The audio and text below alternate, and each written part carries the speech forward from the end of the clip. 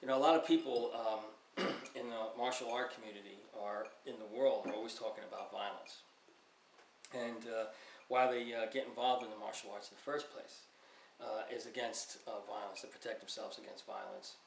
And I find it kind of strange teaching people art even from the time that when I first got involved with the arts. When I was involved with the arts, I always got involved. I didn't get involved because of competition or because of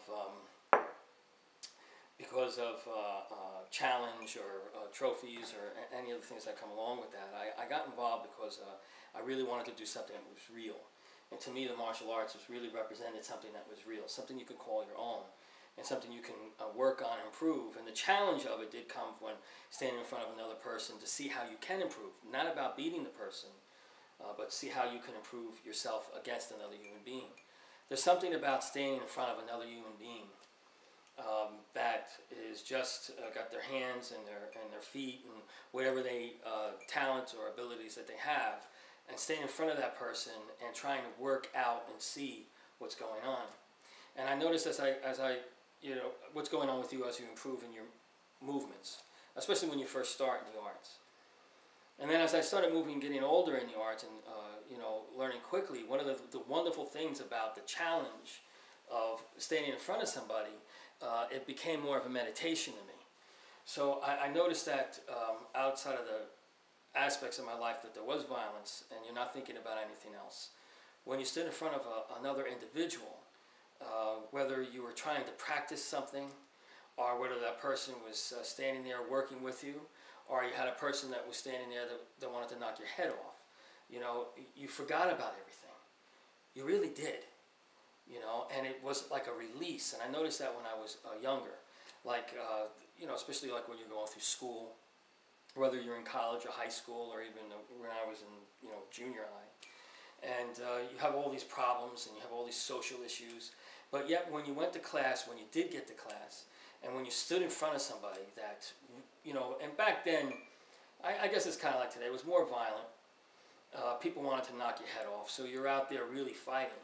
But I noticed whenever I walked away from it, no matter what my bruises were, no matter how my ego may have been hurt if I didn't do well, no matter how I may have hurt the other person, when I walked away, I always walked away feeling very free.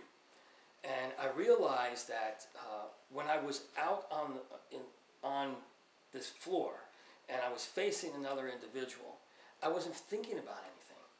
Like, all I was thinking about was what I was doing and what was happening. So it brought me right into the meditation of fighting. You know, what it really represented. It went beyond fighting. It went beyond all of that, the idea of challenge, and it just became more of a meditation for me.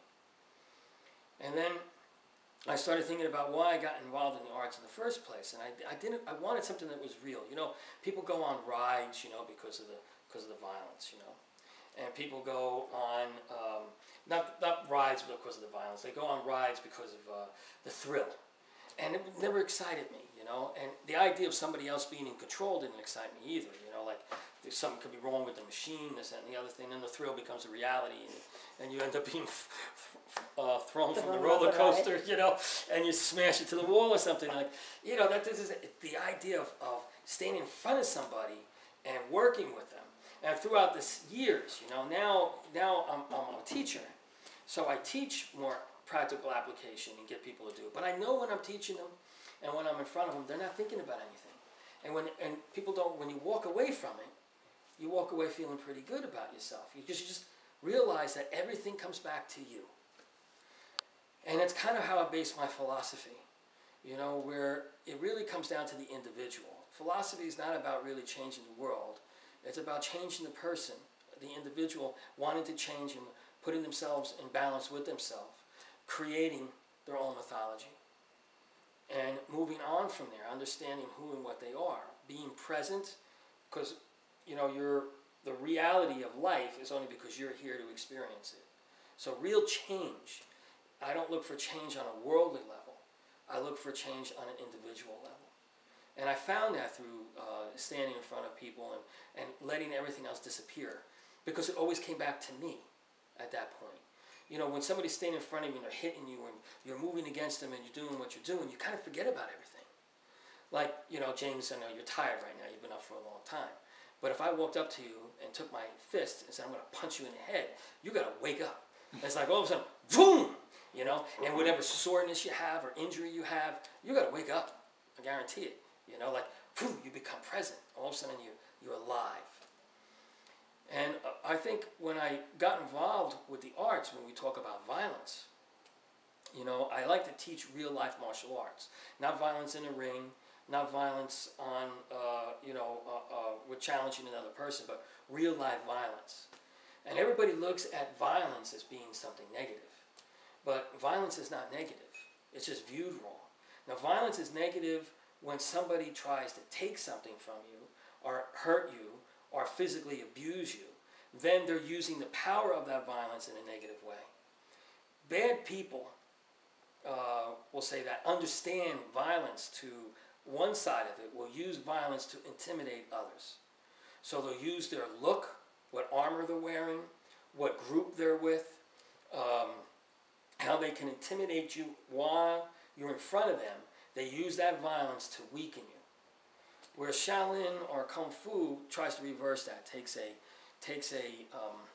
violent situation, takes a disadvantage, and makes it into an advantage. In other words, when somebody comes up and they're going to intimidate you through violence, that's negative violence. Positive violence is reversing it, using that violence actually against them, which positive violence, creative violence.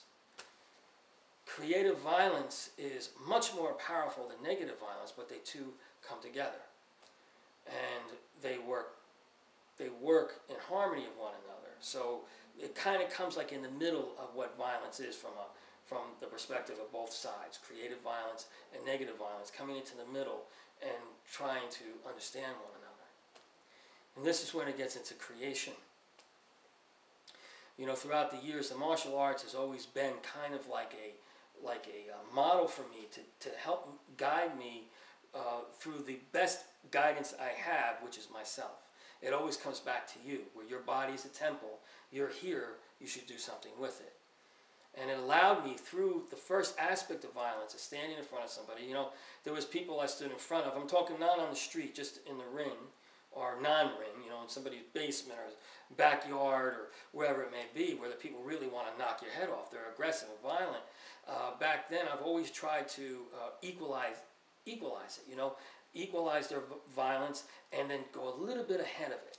Never trying to defeat them, but always being a little bit ahead of what their aggressiveness was.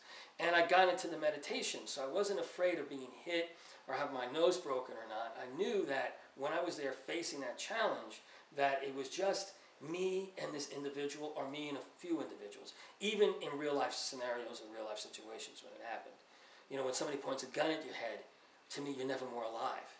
Because at that moment, you realize how precious life is.